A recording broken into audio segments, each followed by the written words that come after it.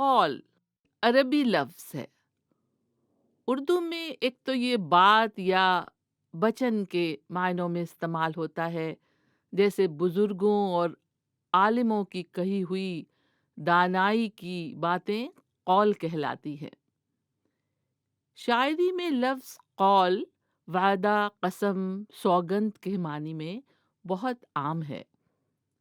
شاعری میں محبوب کے قول و قرار کا بہت ذکر آتا ہے، جیسے ان کا وعدہ، ان کا پیماں، ان کا اقرار، ان کا قول، جتنی باتیں ہیں حسینوں کی وہ بے بنیاد ہیں۔